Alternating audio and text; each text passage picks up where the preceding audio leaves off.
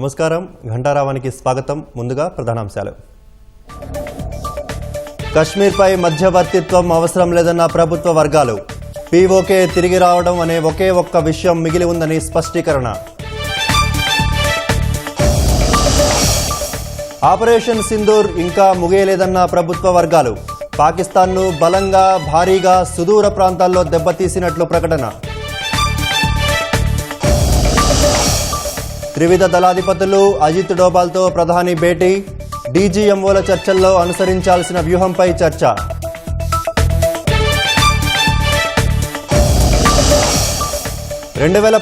నాటి పుల్వామా ఉగ్రదాడి వెనుక పాకిస్తాన్ హస్తం అంగీకరించిన ఆ దేశ వాయుసేన ఎయిర్ వైస్ మార్షల్. అశ్రు నయనాల మధ్య మురళీ నాయక్ అంత్యక్రియలు. ప్రభుత్వం తరపున పవన్ కళ్యాణ్, లోకేష్ కూటమి నేతల హాజరు.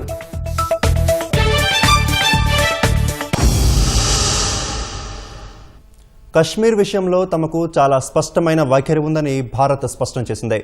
పాకిస్తాన్ ఆక్రమిత కశ్మీర్ పీఓకే తిరిగి రావడం అనే ఒకే ఒక్క విషయం మిగిలి ఉందని పేర్కొంది. కశ్మీర్ విషయంలో ఇంకేమీ మాట్లాడటానికి లేదని, ఉగ్రవాదులను అప్పగించడం గురించి పాకిస్తాన్ మాట్లాడితే ఈ అంశంలో ఏమైనా మాట్లాడుకోవచ్చని కేంద్రం స్పష్టం చేసినట్లు ప్రభుత్వ వర్గాలు తెలిపాయి.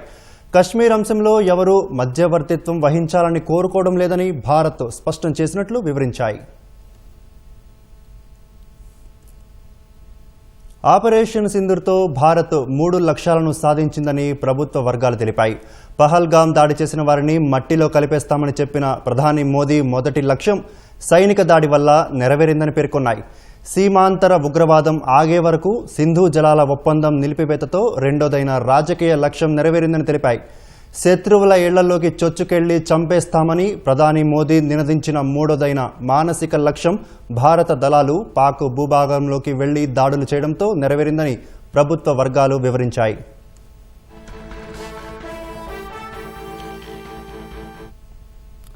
ఆపరేషన్ సింధూర్ ఇంకా ముగియలేదని ప్రభుత్వ వర్గాలు స్పష్టం చేశాయి. బహవల్పూర్లోని జైషే మహమ్మద్ ప్రధాన కేంద్రాన్ని బలమైన ఆయుధంతో నేలమట్టం చేసినట్లు తెలిపాయి. పాకిస్తాన్ను బలంగా భారీగా అత్యంత సుదూర ప్రాంతాల్లో దెబ్బతీశామని తెలిపాయి. పాకిస్తాన్పై 3 రోజుల సైనిక చర్యపై మీడియాకు ప్రభుత్వ వర్గాలు వెల్లడించాయి. అటువైపు నుంచి బుల్లెట్లతో దాడి చేస్తే మనం ఫిరంగులతో సమాధానమిచ్చామని పేర్కొన్నాయి. బహవల్పూర్, మురుద్కే, ముజఫరాబాద్ కేంద్రాలను నేలమట్టం చేశామని చెప్పాయి. మే 10వ తేదీన పాకిస్తాన్ దాడికి ప్రతిస్పందనగా అగ్ని వర్షం కురిపించామని, 8 స్థావరాలు లక్ష్యంగా దాడులు చేశామని వివరించాయి.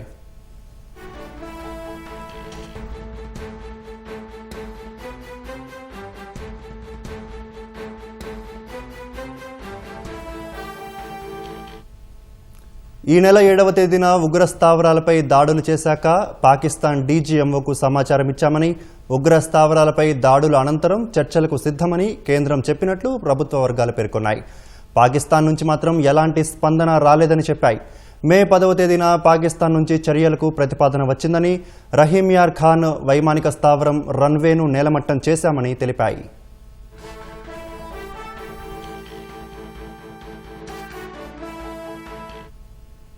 పాకిస్తాన్పై 3 రోజుల సైనిక చర్య తర్వాత పరిస్థితులు సంపూర్ణంగా మారిపోయాయని ప్రభుత్వ వర్గాలు పేర్కొన్నాయి.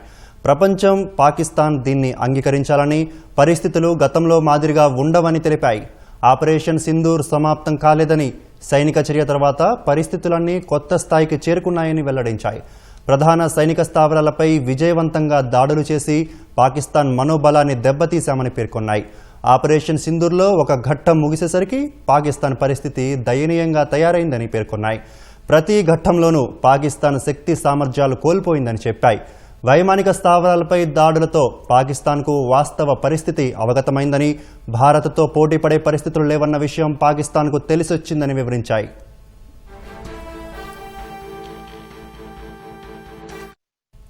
మురుద్కే, భావల్పూర్ ఉగ్ర స్థావరాలపై దాడి చేసి ఐఎస్ఐకు భారత్ స్పష్టమైన సందేశం ఇచ్చిందని ప్రభుత్వ వర్గాలు చెప్పాయి.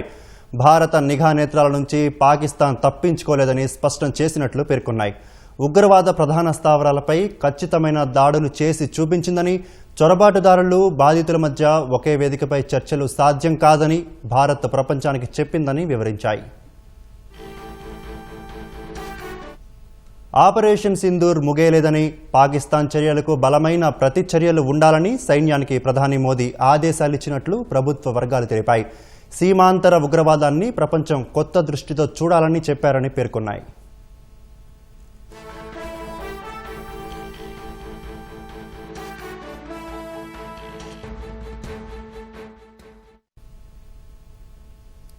ఆపరేషన్ సింధూర్ ఇంకా ముగియలేదని, పాకిస్తాన్ను బలంగా, భారీగా, అత్యంత సుదూర ప్రాంతాల్లో దెబ్బతీశామని ప్రభుత్వ వర్గాలు తెలిపాయి. కశ్మీర్పై మధ్యవర్తిత్వం అవసరం లేదని, పాక్ ఆక్రమిత కశ్మీర్ తిరిగి రావడం అని ఒకే ఒక్క విషయం మిగిలి ఉందని ప్రభుత్వ వర్గాలు స్పష్టం చేశాయి. ఈ అంశాలకు సంబంధించి మరిన్ని వివరాలు మా ప్రతినిధి అరుణ్ అడిగి తెలుసుకుందాం. అరుణ్, ఆపరేషన్ సింధూర్ సహా ఏ అంశాలపై ప్రభుత్వ వర్గాలు స్పందించాయి, ఎలాంటి వ్యాఖ్యలు చేశాయి? ఈరోజు కేంద్ర ప్రభుత్వం ఆపరేషన్ సింధూర్ వ్యవహారంలో ఉదయం భారత వైమానిక దళం నుంచి ఒక ప్రకటన వెలువడిన తర్వాత కొంతమంది మీడియాకు సంబంధించినటువంటి ప్రతినిధులతో ప్రభుత్వ వర్గాలు చర్చలు జరిపాయి. ప్రభుత్వ వర్గాలు కొన్ని విషయాలు పంచుకున్నాయి. ఈ సందర్భంగా ప్రభుత్వ వర్గాలు ఇచ్చినటువంటి సమాచారం ప్రకారం ఆపరేషన్ సింధూర్ అనేది ఇంకా పూర్తి కాలేదు. ఒక దఫా జరిగినటువంటి వ్యవహారానికే పాకిస్తాన్ కోలుకోలేని దెబ్బ తగిలింది. పాకిస్తాన్ కు భారత సత్తా ఏంటనేది పాకిస్తాన్ కు తెలిసి వచ్చిందని అనే విషయాల్ని స్పష్టంగా ఈ రోజు భారత ప్రభుత్వ వర్గాలు వెల్లడిస్తూ ఉన్నాయి. ఈ నెల 7వ తేదీన పాకిస్తాన్ లోని 8 స్థావరాలను పూర్తి స్థాయిలో ధ్వంసం చేశాము. దాంట్లో జైషే మహమ్మద్ సంబంధించినటువంటి ప్రధాన కార్యాలయం కూడా ఉంది అని చెప్పి ఆ విషయాన్ని పాకిస్తాన్ డీజీఎంఓకు హాట్ లైన్ ద్వారా సమాచారం అందించి వీటన్నిటికి సంబంధించిన విషయాలపై మాట్లాడాలనుకుంటే మాట్లాడొచ్చు అని చెప్పి కూడా, అందుకు సంబంధించిన విషయాలపై మాట్లాడటానికి తాము సిద్ధంగా ఉన్నాము అని చెప్పి కూడా భారత ఆర్మీకి సంబంధించినటువంటి డీజీఎంఓ చెప్పినప్పుడు ఎలాంటి స్పందన పాకిస్తాన్ డీజీఎంఓ నుంచి లేదు అని చెప్పి ప్రభుత్వ వర్గాలు వెల్లడించాయి. తాము ఇప్పటికీ కూడా ఒకటే విషయాన్ని స్పష్టం చేయదలుచుకున్నాం. సీమాంతర ఉగ్రవాదాన్ని పెంచి పోషిస్తూ అన్ని అంశాలపై చర్చించాలంటే ఆ చర్చలు సఫలం కావు, వాటి మీద చర్చించాల్సిన అవసరం లేదు అని చెప్పి స్పష్టం చేస్తున్నామని, అదే సందర్భంలో పాకిస్తాన్ తో ఎలాంటి ఏ అంశాలపై కూడా సీమాంతర ఉగ్రవాదాన్ని అణిచివేయటం మినహా ఏ అంశాలపైన చర్చించడానికి కూడా ఏమీ లేదు అని చెప్పి స్పష్టం చేశామని, ఇదే విషయాన్ని ప్రపంచానికి కూడా చెప్తున్నామని. పాకిస్తాన్ సీమాంతర ఉగ్రవాదాన్ని పెంచి పోషిస్తోంది. పాకిస్తాన్ ఉగ్రవాదాన్ని పెంచి పోషిస్తూనే భారత్ పైన అనేక సందర్భాల్లో ఈ దాడులు చేసింది. ఇటీవల పహల్గామ్ సంబంధించినటువంటి దాడి కూడా అందులో ఒకటి అని చెప్పి ప్రపంచానికి చెప్పామని, సాక్ష్యాలన్నింటినీ ప్రపంచం ముందు ఉంచినట్లుగా ప్రభుత్వ వర్గాలు ఈ రోజు వెల్లడించాయి. అదే సందర్భంలో కాశ్మీర్ కు సంబంధించిన వ్యవహారంలో పాక్ ఆక్రమిత కాశ్మీర్ ను పాకిస్తాన్ తిరిగి అప్పగించటం మినహా మరి ఎటువంటి అంశాలపైన చర్చించడానికి వేరే ఏ విధమైనటువంటి అంశాలు చర్చలకు ఆస్కారం లేవు అని చెప్పి స్పష్టమైనటువంటి ఒక సంకేతాన్ని ఈ రోజు ప్రభుత్వం వెలువరించింది. దీంతో పాటు కాశ్మీర్ వ్యవహారంలో జోక్యం చేసుకోవడానికి మూడవ పార్టీకి అంటే థర్డ్ పార్టీకి సంబంధించినటువంటి ఎవరి సూచనలు సలహాలు అవసరం లేదు, ఎవరి జోక్యం అవసరం లేదు, ఎవరి ప్రమేయం అవసరం లేదు అని చెప్పి అమెరికా వంటి అగ్రరాజ్యాలకు సంబంధించినటువంటి అగ్రరాజ్యాలు చేసినటువంటి ప్రకటనలు కూడా ధీటుగా ఈ సందర్భంగా భారత ప్రభుత్వ వర్గాలు సమాధానం ఇచ్చాయి. ఇకపై పాకిస్తాన్ తో చర్చలు జరపటం అంటే డీజీఎంఓ మాత్రమే చర్చలు జరుపుతారు తప్ప మిగతా ఏ స్థాయి ఏ అధికారి చర్చలు జరపాల్సినటువంటి అవసరం లేదు. అందుకు అనుగుణంగానే సీమాంతర ఉగ్రవాదానికి సంబంధించినటువంటి వ్యవహారం తప్ప మిగతా ఏ రకమైనటువంటి చర్చలు జరపడానికి ఆస్కారం లేదు, అందుకు సంబంధించి చర్చించడానికి కూడా ఏమీ లేదు అని చెప్పి ప్రభుత్వ వర్గాలు స్పష్టం చేశాయి. వైమానిక దాడుల్లో తాము అనేక మార్గాలను అనుసరించామని, వాటన్నిటి ద్వారా చేసినటువంటి దాడుల తర్వాత పాకిస్తాన్ కు భారత సత్తా ఏంటి, భారత్ ఏ విధంగా చేయగలుగుతుంది, ఏ విధమైనటువంటి అంశాలకు తావు ఇవ్వదు, ఎట్టి పరిస్థితుల్లో ఏ చిన్న అవకాశం దొరికిన అంటే ఉగ్రవాదానికి సంబంధించి కానీ ఉగ్రవాదాన్ని పెంచి పోషించేటువంటి అంశాల పట్ల ఎటువంటి పరిస్థితుల్లోనూ ఏ చిన్న లోటుపాట్లకు తావు ఇవ్వదు అనేటువంటి విషయం అవగతమైందని, ఆ తదుపరి పాకిస్తాన్ లో ఉన్నటువంటి ప్రధానమైనటువంటి 4-5 వైమానిక స్థావరాలను మిలిటరీ స్థావరాలను హిట్ చేసిన తర్వాత అంటే ధ్వంసం చేసిన తర్వాత వాటిపై దాడులు చేసిన తర్వాత పాకిస్తాన్ కు ఈ విషయం మరింత ఎక్కువగా స్పష్టమైంది. దాని తర్వాతనే ఈ నెల 10వ తేదీన అంటే నిన్న మధ్యాహ్నం 1 గంటకు చర్చలకు పాకిస్తాన్ DGMO నుంచి మొదటి కాల్ వచ్చిందని, ఆ తర్వాత 3:35 రెండవ కాల్లో అన్ని అంశాలు చర్చించిన తర్వాత కాల్పుల విరమణకు సంబంధించినటువంటి ప్రతిపాదన వచ్చినట్లుగా ప్రభుత్వ వర్గాలు వెల్లడించాయి. ప్రభుత్వ వర్గాలు చెప్పినటువంటి సమాచారం ప్రకారం DGMO మాత్రమే పాకిస్తాన్ నుంచి వచ్చినటువంటి కాల్పుల విరమణకు సంబంధించిన ప్రతిపాదన, ఆ సందర్భంగా వచ్చినటువంటి అంశాలపై మాత్రమే చర్చలు జరుగుతాయి తప్ప మిగతా ఏ ఒక్క అంశం పైన చర్చ జరగడానికి ఆస్కారం లేదు అనేది స్పష్టం చేసింది. దాంతో పాటుగా పాకిస్తాన్ లో ఉన్నటువంటి సుదూర ప్రాంతంగా ఉన్నటువంటి భావల్పూర్ వంటి ప్రాంతంలోనే చొచ్చుకొని పోయి మరీ దాడులు చేశాము, ఆ విషయం పాకిస్తాన్ కు అర్థమైన తర్వాత చర్చలకు దిగి వచ్చింది అనేటువంటి విషయాలను ఈ రోజు ప్రభుత్వ వర్గాలు ఘంటాపథంగా చెప్తున్నాయి. ధన్యవాదాలు అరుణ్.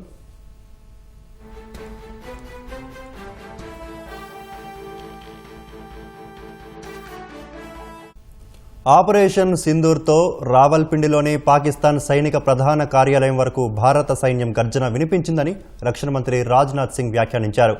ఉత్తరప్రదేశ్ డిఫెన్స్ ఇండస్ట్రియల్ కారిడార్లో బ్రహ్మోస్ సూపర్ సోనిక్ క్రూయిజ్ క్షిపణి ఉత్పత్తి యూనిట్ను వర్చువల్గా ప్రారంభించిన రాజ్నాథ్, బ్రహ్మోస్ కేవలం ఆయుధం కాదని ఒక గట్టి సందేశమని తెలిపారు. ఆపరేషన్ సింధూర్లో బ్రహ్మోస్ క్షిపణులను భారత్ ఉపయోగించిందని ఉత్తరప్రదేశ్ సీఎం యోగి ఆదిత్యనాథ్ వెల్లడించారు. లక్నోలోని ఉత్తరప్రదేశ్ డిఫెన్స్ ఇండస్ట్రియల్ కారిడార్లో బ్రహ్మోస్ సూపర్ సోనిక్ క్రూజ్ క్షిపణి ఉత్పత్తి యూనిట్ను రక్షణ శాఖ మంత్రి రాజ్నాథ్ సింగ్ వర్చువల్గా ప్రారంభించారు.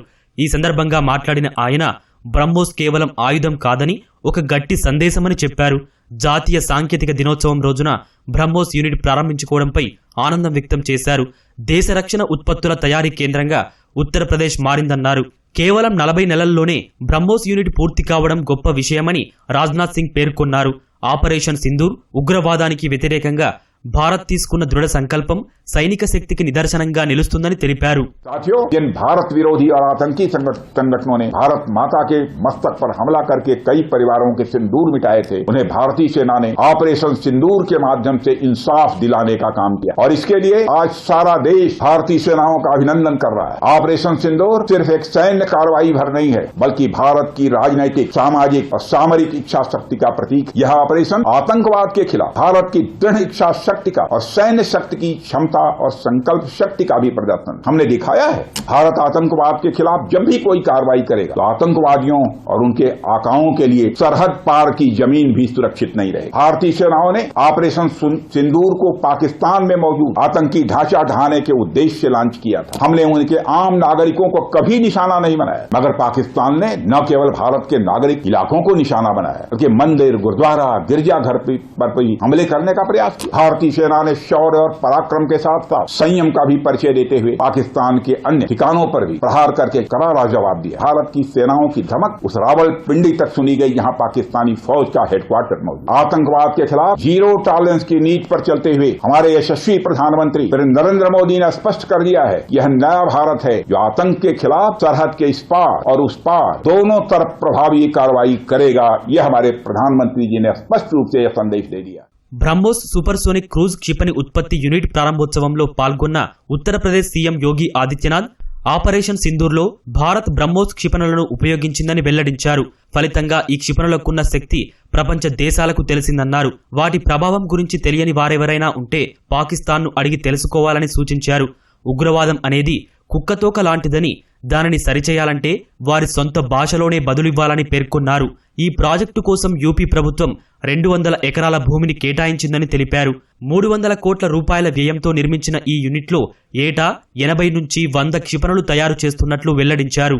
ब्रह्मोस मिसाइल क्या होती है, अभी आपने ऑपरेशन सिंदूर के अंदर इस मिसाइल के पराक्रम की एक झलक देखी होगी, और नहीं देखी होगी तो कम से कम पाकिस्तान वालों से पूछ लेना चाहिए कि ब्रह्मोस मिसाइल की ताकत क्या है। आतंकवाद के प्रति प्रधानमंत्री जी ने घोषणा की है कि कोई भी आतंकी घटना अब युद्ध जैसा होगा, और याद करना, आतंकवाद को जब तक हम पूरी तरह कुचलेंगे नहीं तब तक समस्या का समाधान होगा भी नहीं। अब समय आ गया है जब इसको कुचलने के लिए हम सबको एक स्वर से प्रधानमंत्री मोदी जी के नेतृत्व में पूरे भारत को मिलकर के इस अभियान के साथ जुटना होगा। आतंकवाद कुत्ते की पूंछ है जो कभी सीधी होने वाली नहीं। जो प्यार की भाषा मानने वाली नहीं है, उसको उसकी भाषा में जवाब देने के लिए तैयार होगा। లక్నౌలో కొత్తగా ఏర్పాటు చేసిన ఏరోస్పేస్ ఇంటిగ్రేషన్ టెస్టింగ్ ఫెసిలిటీ నుంచి ఏటా 100 బ్రహ్మోస్ క్షిపణులను ఉత్పత్తి చేయడమే కాకుండా అదనంగా ప్రతి ఏటా 100 నుంచి 150 నెక్స్ట్ జనరేషన్ బ్రహ్మోస్ క్షిపణులను కూడా తయారు చేస్తున్నట్లు అధికారులు పేర్కొన్నారు.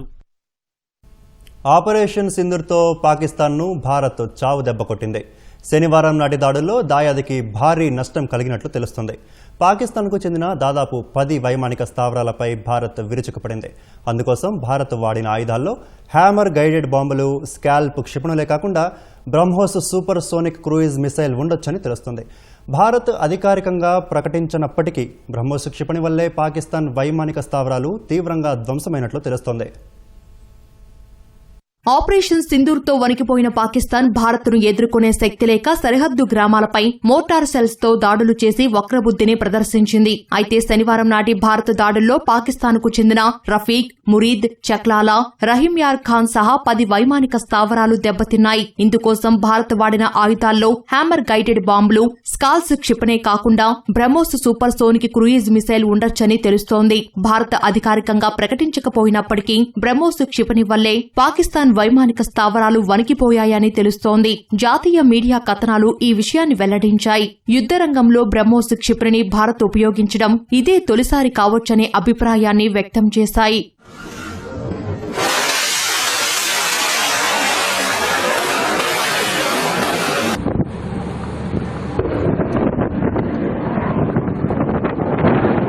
పాకిస్తాన్ వైమానిక స్థావరాలపై భారత్ దాడి చేసే ముందు ఓ ఘటన జరిగినట్టు అధికారిక వర్గాలు వెల్లడించాయి. భారత్ దాడి చేసే ముందు పాకిస్తాన్ ఓ బాలిస్టిక్ క్షిపణిని హర్యానాలోని సిర్సాపైకి ప్రయోగించినట్లు పేర్కొన్నాయి. మండిపడ్డ భారత్ అత్యాధునిక ఆయుధాలతో పాక్ వైమానిక స్థావరాలపై విరుచుకుపడినట్లు తెలిపాయి. ఈ పరిణామాలు అణు యుద్ధానికి దారితీస్తాయనే ఆందోళనతో అమెరికా విదేశాంగ మంత్రి రుబియో రంగంలోకి దిగి కాల్పుల విరమణ కోసం పాక్తో అత్యవసరంగా చర్చలు జరిపినట్టు తెలుస్తోంది.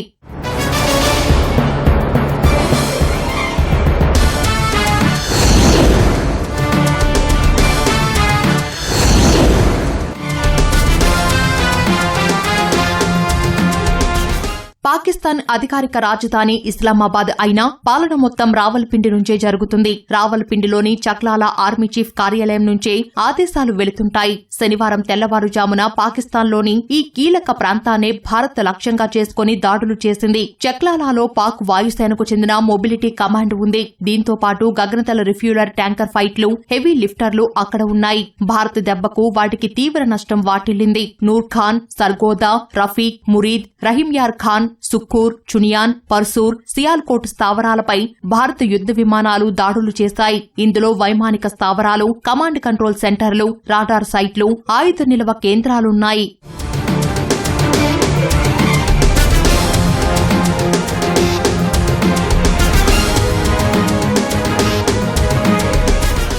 భారత్ నిమిషాల వ్యవధిలో పాక్కు చెందిన కీలక వైమానిక స్థావరాలను ధ్వంసం చేయడం ఆ దేశంలో గుబులు రేపింది. అమెరికా మధ్యవర్తిత్వంతో కాల్పుల విరమణకు అంగీకరించినట్టు తెలుస్తోంది. బ్రహ్మోస్ క్షిపణిని భారత్, రష్యా కలిసి అభివృద్ది చేశాయి. ఇది ప్రపంచంలోనే శక్తిమంతమైన క్రూయిజ్ క్షిపణి. దీన్ని యుద్ద నౌకల నుంచి, యుద్ద విమానాలు, భూమి, జలాంతర్గామి నుంచి ప్రయోగించవచ్చు. లక్ష్యాన్ని ఖచ్చితంగా ఛేదించగలదు. రాడార్కు దొరకకుండా ప్రయాణిస్తుంది. త్రివిధ దళాల్ని వాడుతున్న క్షిపణి బ్రహ్మోస్ కావడం విశేషం. ఇది మాక్ 3 వేగంతో ప్రయాణిస్తుంది. ఈ క్షిపణి పరిధి 290 కిలోమీటర్లు. 200 నుంచి 300 కిలోల బరువున్న సాధారణ వార్ హెడ్ ను మోసుకెళ్తుంది. పహల్గాం తీవ్రవాద దాడి, ఆపరేషన్ సింధూర్ తదనంతర పరిణామాలపై ప్రత్యేక పార్లమెంటు సమావేశాలు నిర్వహించాలని కాంగ్రెస్ పార్టీ కోరింది. కాంగ్రెస్ అధ్యక్షుడు, రాజ్యసభలో ప్రతిపక్ష నేత మల్లికార్జున ఖర్గే, లోక్సభలో ప్రతిపక్ష నేత రాహుల్ గాంధీ ఈ మేరకు ప్రధాని నరేంద్ర మోదీకి లేఖ రాశారు. తమ విజ్ఞప్తిని సీరియస్గా పరిగణించాలని ఖర్గే, రాహుల్ గాంధీ కోరారు. అమెరికా ప్రకటించిన తర్వాతే భారత్, పాకిస్తాన్ కాల్పుల విరమణ పాటిస్తున్నట్లు వెల్లడించడంపై కాంగ్రెస్ ఆందోళన వ్యక్తం చేసింది. पाकिस्तान ने जो बमबारी करी है सीज फायर होने के बाद वो चिंता का विषय है, और जो सीज फायर की घोषणा अमेरिका के माध्यम से हो रही है, कश्मीर पर चर्चा की बात वो करते हैं न्यूट्रल साइट पर, ये आज तक 70 सालों में कभी भी ऐसा हुआ नहीं है. और कश्मीर मुस्लिम पर उसका अंतर्राष्ट्रीयकरण करना ये कभी एक्सेप्टेबल नहीं है। लेकिन अब जो इंटरवेंशन साफ दिखाई दे रहा है अमेरिका का, वो मैं समझता हूँ उस पर सरकार को अपना पक्ष रखना चाहिए। भारत में सभी दलों ने मिलकर सरकार का समर्थन किया पाकिस्तान और आतंकवाद के खिलाफ। वो समर्थन दुनिया को दिखे, 200 मुल्क दुनिया के देखे कि भारत एकजुट है। और प्रधानमंत्री जी को सब दलों को कॉन्फ्रेंस में लेने का काम करना चाहिए, एक ऑल पार्टी मीटिंग बुलानी चाहिए, एक स्पेशल सेशन बुलाएं इस पूरे मुद्दे पर, पहलगाम की घटना के ऊपर जो हम लोगों ने एक्शन लिया उसके ऊपर, और जो सीज फायर हुआ उस पर एक चर्चा होनी चाहिए। और सदन के अंदर बैठकर हम सब एक साथ बैठकर एक स्वर में बात बोलेंगे तो पूरी दुनिया हमारी बात को सुनेगी। భారత్ పాకిస్తాన్ మధ్య జరిగిన కాల్పుల విరమణ అవగాహన నేపథ్యంలో సైన్యాధిపతి జనరల్ ఉపేంద్ర ద్వివేది కీలక సమావేశం నిర్వహించారు. సరిహద్దుల్లో నెలకొన్న తాజా భద్రతా పరిస్థితులపై ఆర్మీ కమాండర్లతో సమీక్ష నిర్వహించారు. నిన్న డీజీఎంఓ చర్చల ద్వారా కుదిరిన అవగాహన ఒప్పందాన్ని పాకిస్తాన్ సేనలు ఉల్లంఘించినట్లయితే ప్రతిగా చర్యలు తీసుకునేందుకు ఆర్మీ కమాండర్లకు పూర్తి స్థాయి అధికారాన్ని చీఫ్ ఆఫ్ ఆర్మీ స్టాఫ్ ఇచ్చారు.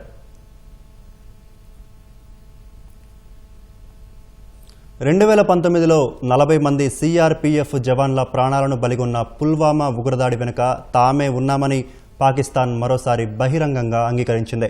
పుల్వామాలో తమ వ్యూహాత్మక ప్రతిభను చూపించామని పాకిస్తాన్ వాయుసేన air vice marshal Aurangzeb Ahmed చేసిన వ్యాఖ్యలే అందుకు నిదర్శనం. గతంలో కూడా పాకిస్తాన్ మంత్రి ఒకరు ఈ తరహా వ్యాఖ్యలు చేశారు. తద్వారా ఉగ్రవాదాన్ని పాకిస్తాన్ పెంచి పోషిస్తుంది అనే విషయం మరోసారి రుజువైంది. ఉగ్రవాదానికి కేర్ ఆఫ్ అడ్రస్ పాకిస్తాన్. భారత్లో ఉగ్రదాడుల వెనుక పాకిస్తాన్ హస్తం ఉందనేది కాదనలేని నిజం. ఉగ్రవాదాన్ని తామే పెంచి పోషించామని ఇప్పటికే పలువురు పాక్ నేతలు బహిరంగంగానే ఒప్పుకున్నారు. తాజాగా 2019లో పుల్వామాలో జరిగిన ఉగ్రదాడి వెనుక తామే ఉన్నట్లు పాక్ వాయుసేన air vice marshal Aurangzeb Ahmed అంగీకరించారు. దీంతో ఉగ్రవాదంతో తమకు సంబంధం లేదని ఇస్లామాబాద్లోని నేతలు చెబుతున్నవి మొత్తం కాకమ్మ కబుర్లే అని తేలిపోయింది.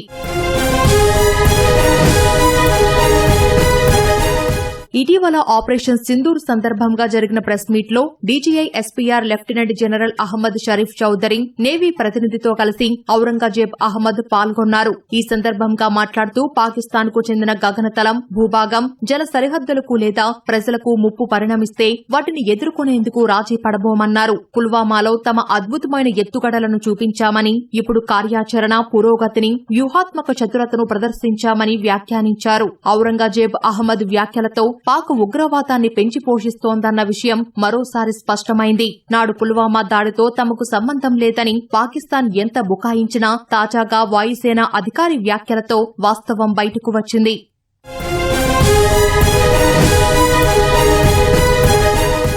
గతంలో కూడా పుల్వామా ఉగ్రదాడి చేసింది తామేనని పాక్ చెప్పింది. 2020 అక్టోబర్లో అప్పటి పాక్ సైన్స్ అండ్ టెక్నాలజీ మంత్రి ఫవాద్ చౌదరి పుల్వామా ఉగ్రదాడి వెనుక తామే ఉన్నామని తెలిపారు. ఇమ్రాన్ ఖాన్ నేతృత్వంలో పుల్వామాలో తమ విజయం పాకిస్తాన్ విజయమన్నారు. పాక్ జాతీయ అసెంబ్లీలో ఫవాద్ చౌదరి ఈ వ్యాఖ్యలు చేశారు. తాజాగా పాక్ వాయుసేన air vice marshal Aurangzeb Ahmed చేసిన వ్యాఖ్యలతో పుల్వామా దాడి వెనుక తామే ఉన్నట్లు ఆ దేశం మరోసారి అంగీకరించినట్లయింది. సరిహద్దుల్లో దేశం కోసం పోరాడుతూ వీరమరణం పొందిన అగ్నివీరుడు మురళీ నాయక్ అంత్యక్రియలు అశ్రు నయనాల మధ్య ముగిశాయి. అధికారిక లాంఛనాలతో జవాన్ అంత్యక్రియలు నిర్వహించారు. ఉప ముఖ్యమంత్రి పవన్ కళ్యాణ్, మంత్రులు లోకేష్, అనిత వీర జవాన్కు నివాళులర్పించారు. ప్రభుత్వం తరపున పరిహారం ప్రకటించారు. అగ్నివీరుడు మురళీ నాయక్ భౌతిక కాయానికి స్వగ్రామం కల్లితండాలో అంత్యక్రియలు జరిగాయి. జవాన్ను కడసారి చూసేందుకు చుట్టుపక్కల గ్రామాల ప్రజలు తరలివచ్చారు. ప్రముఖులు వీర జవాన్కు నివాళులర్పించారు. ఉప ముఖ్యమంత్రి పవన్ కళ్యాణ్, మంత్రి లోకేష్, హోంమంత్రి అనిత మురళీ భౌతిక కాయానికి అంజలి ఘటించారు. మురళీ కుటుంబ సభ్యులను ఓదార్చి అన్ని విధాలా అండగా ఉంటామని నేతలు భరోసా ఇచ్చారు.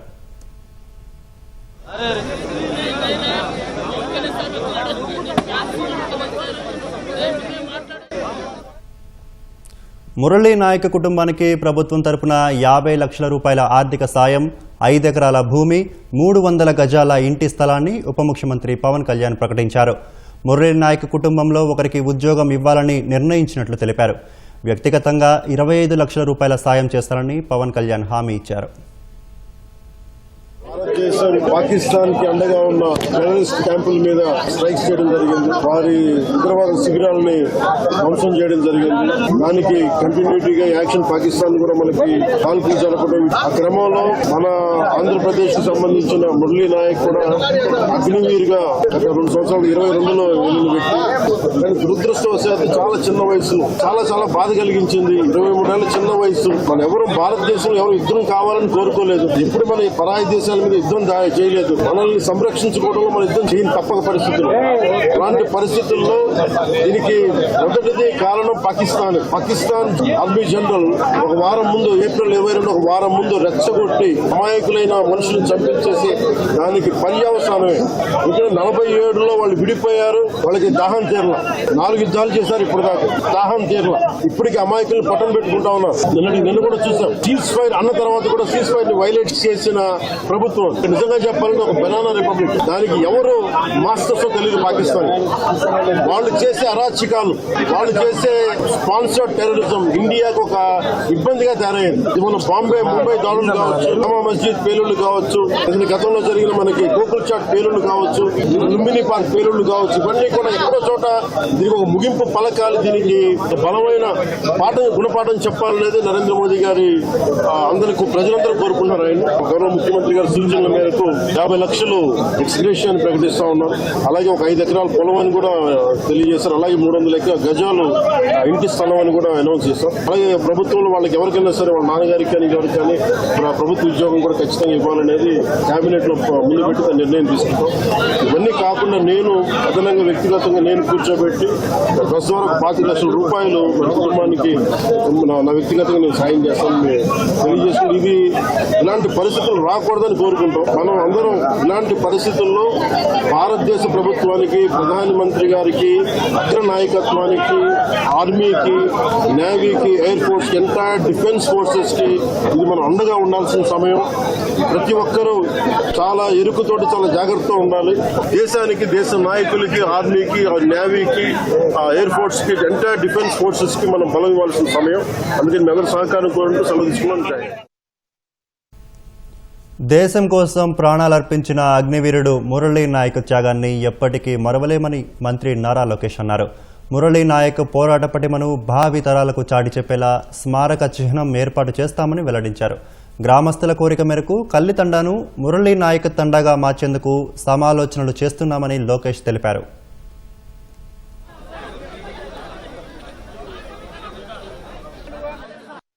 పాకిస్తాన్ కూడా ఏకంగా భారతదేశం పైన రాత్రికి రాత్రి మిసైళ్లు కానివ్వండి, డ్రోన్లు పంపించి మన కీలకమైన ఇన్స్టలేషన్స్ పైన అటాక్ చేయాలన్న ఆలోచనలు ఉన్నప్పుడు మన జవాన్లు దేశానికి నిలబడి మేము నిలబడతాం, మేము పోరాడతాం, దేశాన్ని మేము కాపాడతాం చెప్తాం జరిగింది. దాంట్లో మొన్న జరిగిన దాడిలో మన నాయక్ చనిపోతాం జరిగింది.